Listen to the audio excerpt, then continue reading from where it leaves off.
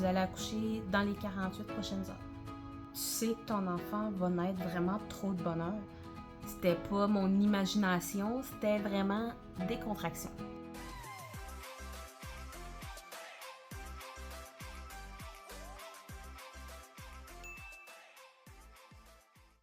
Bienvenue au tout premier podcast de Compassion à plaque avec Maman Martel. Je suis une nouvelle maman de 32 ans avec une petite fille prématurée née à 30 semaines. Dans ce podcast, on va parler entre autres maternité, prématurité, sclérose en plaques, anxiété et autres sujets. Aujourd'hui, tout particulièrement, on va parler de mon accouchement, un accouchement qui était très difficile. J'étais rendue à 30 semaines et 3 jours. J'ai commencé à avoir des contractions le matin. J'ai jamais eu de contractions de ma vie.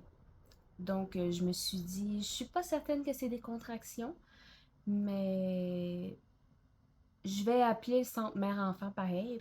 J'appelle le centre mère-enfant, ils m'ont dit de me présenter à l'hôpital. Les contractions étaient de plus en plus rapprochées. Quand on m'a mis le moniteur pour monitorer les contractions, bien, il n'y avait aucune contraction. OK? Est-ce que c'est possible? Est-ce que c'est vraiment ce que je ressens? Je me suis dit, c'est peut-être des Braxton Hicks. Ça arrive souvent à 30 semaines parce que on sait pas trop c'est quoi en plus les contractions à une première grossesse. Je retourne à la maison. J'ai été travailler, j'ai eu des contractions toute la journée. Ça me fait particulièrement mal, de la difficulté à fonctionner. J'ai continué mon travail pareil. Puis le soir, bien, j'étais tout simplement plus capable parce que les contractions étaient de plus en plus fortes. En tout cas, qu'est-ce que je pensais qui étaient des contractions? J'ai rappelé le centre mère-enfant. Bien, ils m'ont dit, écoutez, vu que vous êtes à 30 semaines, préparez un sac d'hôpital au cas où. Parce que on sait jamais, puis, tu sais, 30 semaines, c'est prématuré. Donc, si jamais il arrive quoi que ce soit, ben vous allez être prête. Fait, moi et mon conjoint, on fait le sac d'hôpital. On arrive à l'hôpital. La gynécologue, elle m'examine. Puis elle dit, oui, Madame Martel, c'est parce que vous êtes à 5 cm. Puis là, je me suis dit, comment c'est possible d'être à 5 cm? J'ai pas été supposée d'avoir de contraction de la journée. J'ai enduré la douleur toute la journée. Là, je me disais, mais voyons, qu'est-ce qui s'est passé? Puis surtout, ben, j'étais à 30 semaines. À 30 semaines, ton bébé, il est quand même prématuré. On parle pas d'être prématuré léger, c'est prématuré quand même avancé. Toutes les informations y déboulent, les médecins y parlent. Tout ce que je retiens, c'est on va vous transférer directement au centre hospitalier du CHUL parce qu'ils sont mieux équipés que nous pour vous accoucher, mais vous allez accoucher dans les 48 prochaines heures. J'ai dit, ouais, mais il n'y a pas moyen que ça soit retardé. Il n'y a pas moyen que je sois juste alitée pour un certain moment, que le bébé sorte le plus tard possible. Oui, ils vont me donner de la médication pour essayer de ralentir les contractions. Mais j'avais des contractions aux 5 minutes. Et elle a dit que la priorité, c'était vraiment le magnésium, puis également les 2 fois là, qui t'injectent là, pour les poumons, pour qu'ils développent le plus possible ses poumons. Je tiens à dire que c'est selon mon expérience personnelle. Je suis pas médecin. J'essaie d'étiqueter les termes médicaux les mieux que je peux, mais des fois, ben, j'oublie. On m'a donné la médication. Pour les poumons, une première fois, on m'a donné le magnésium. Arrivé au CHUL, bien, on m'a encore dit plein d'informations. Mais quand tu sais que ton enfant va naître vraiment trop de bonheur, t'écoutes à moitié parce que tout va tellement vite que tu sais pas trop ce qui va se passer par la suite. Les gynécologues me réexpliquent encore tout, qu'il faut au moins qu'il y ait une deuxième dose pour les poumons, ça serait important.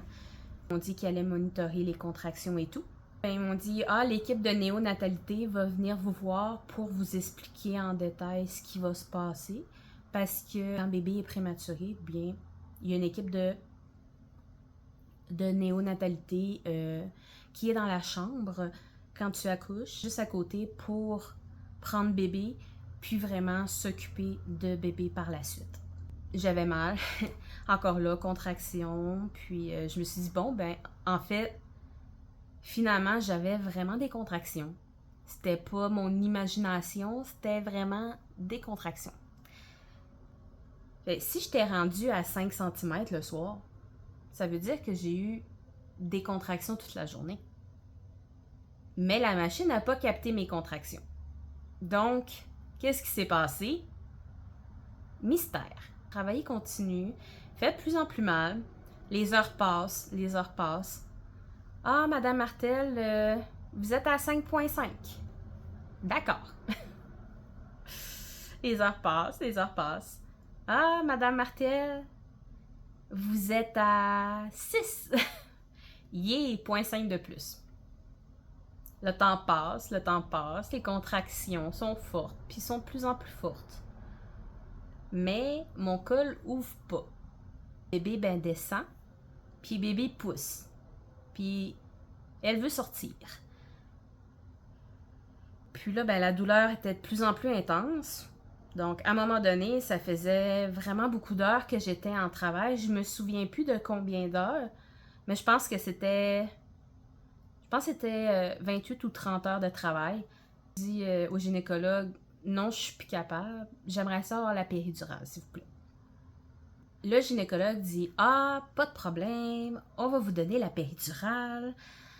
Je vais appeler l'anesthésiste. Miracle! C'était une journée qu'il y avait plein de naissances. Donc, j'ai attendu beaucoup après l'anesthésiste. Mais c'est pas de la faute de l'anesthésiste. Il y a plein de bébés qui sont arrivés en même temps. Donc, j'ai attendu après l'anesthésiste. Éventuellement, l'anesthésiste, elle me pose la péridurale. Pendant qu'elle me pose la péridurale, je me suis sentie tellement mal.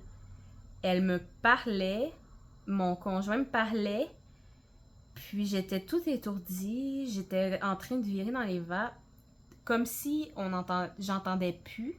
J'ai fait une très grosse chute de pression. L'anesthésiste après me dit que ça arrivait pas très souvent. Elle a comme pogné un vaisseau capillaire, je crois. Ça me fait faire une chute de pression. Ça, je me suis remis quand même assez rapidement. Et là, j'avais ma péridurale. Et j'étais donc contente parce que j'étais encore à 6 cm après 32 ans. Oui, oui, oui. J'avais hâte d'accoucher. Là, j'avais ma péridurale, tout allait bien. Et là, vint le changement de chiffre. Le changement de chiffre. Le premier gynécologue n'avait pas la même opinion que le deuxième gynécologue. Donc, la deuxième gynécologue a dit « Non, non, non. On peut pas te faire accoucher tout de suite. T'es à 30 semaines et 3 jours. » Donc, on m'a ôté ma péridurale. Ouais. Vous avez bien entendu. Madame Martel, vous êtes encore à 6 cm. Yeah! Je ris, là, mais comme on dit, vaut mieux en rire qu'en pleurer. Mais là, moi, j'ai mal. Plus de péridurale, c'est fort.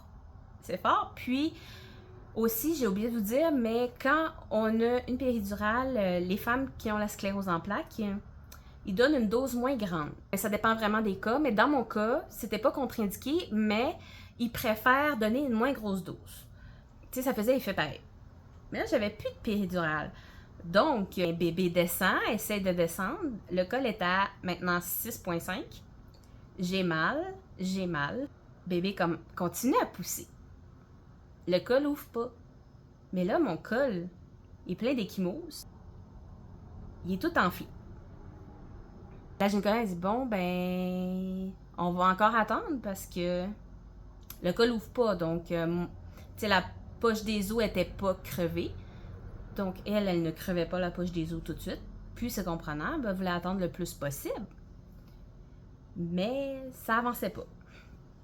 Après 8 heures que bébé poussait sur mon col, que mon col ouvrait pas, que j'avais extrêmement mal. À un moment donné, j'ai dit à l'infirmière, ouais, non, c'est parce que je suis plus capable. Je suis plus capable. Puis là, elle dit, ben, je vais essayer d'en parler avec la gynécologue. Ben là, bien, il y a beaucoup de naissances, donc elle est occupée en naissance présentement, mais on va essayer qu'elle vienne vous voir le plus rapidement possible. D'accord. Donc là, il y a une résidente qui vient à la place de la gynécologue. Parce que le CHU, c'est un hôpital. Donc, il y a beaucoup d'étudiants. C'était une résidente. Puis, je dis pas ça pour critiquer la résidente ni rien. Mais, je me dis, je vais tout compter comme ça s'est passé. Pour être le plus honnête possible. La résidente a dit, ah, votre cas n'a pas ouvert encore. Je suis comme d'accord, mais c'est quoi la solution? Ah, ben, vous pourriez vous mettre à quatre pattes, puis essayer de pousser. Essayer d'attendre que ça ouvre. Le col, il ouvre. Puis là, je le regarde, puis je fais comme... C'est parce que ça fait 8 heures que vous m'avez ôté ma péridurale. Ça me tente pas de me mettre à quatre pattes. J'ai mal. Je suis plus capable de bouger. Et non. Mais c'est rien contre la résistante. Là. Elle a fait tout selon ce qu'elle pensait être bien. C'est juste que moi, j'étais dans un autre état d'esprit. Puis je me suis dit, non. Non, non, non, non, non, non, non. Ben, plus tard, par miracle, on m'a redonné ma péridurale. Puis là, j'étais contente. J'étais contente. Je pense que c'était 1 heure plus tard. Ah, je pense que j'ai peut-être perdu les os, mais je suis pas sûre. Fait que là, l'infirmière, elle regarde. Elle est comme... je pense pas que t'aies perdu les os, mais je pense que t'as perdu ton bouchon muqueux. Ah, ou, excusez. OK. Mais t'es rendu à 7... C'était 7 ou 7,5. Ah, ben c'est parfait. J'ai enfin ouvert du col. Un petit peu plus tard, j'étais en train de faire dodo parce que j'essaie de récupérer de ma journée de malheur. Donc, j'avais une fissure dans ma poche des os. Puis, j'étais ouvert à 9 cm. Donc là, la gynécologue a dit « OK, on peut y aller. » Fait que là, elle a crevé ma poche des os. Puis, ça l'a bien été. J'ai pas poussé longtemps. Puis, bébé est sorti comme un ballon de football. Elle était justement en train d'expliquer à ses étudiants que non, vous pouvez pas accueillir le bébé là, surtout le bébé prématuré, ça va très vite. Puis là, ben, juste quand elle a dit ça, ben, elle m'avait dit d'attendre de pousser, mais le corps, c'est le corps. Puis j'ai senti qu'il fallait que je pousse, mais je l'ai averti par contre. J'ai dit, ouais, non, faut vraiment que je pousse. J'ai poussé, bébé-fille est sorti. Je me suis dit, 30 semaines, est-ce que les doses pour le développement des poumons ont fait effet? J'avais tellement peur que ma fille, elle pleure pas. Puis je m'inquiétais. Puis l'équipe de néonatalité, elle l'a pris, puis elle l'a stimulé et tout. Puis finalement, ben, je l'ai entendu pleurer. Petite crevette de 3 livres 5 onces qui était née à 30 semaines, 3 jours. Donc, bébé allait bien. Je l'ai vu, les médecins me l'ont montré de loin.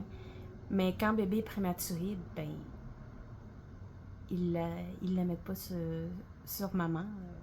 Il faut qu'elle parte au plus vite pour des soins. La prématurité en équipe néonate, c'est pour une prochaine fois. Donc, ça résume mon accouchement. Accouchement qui a été difficile, mais qui a donné le plus beau cadeau.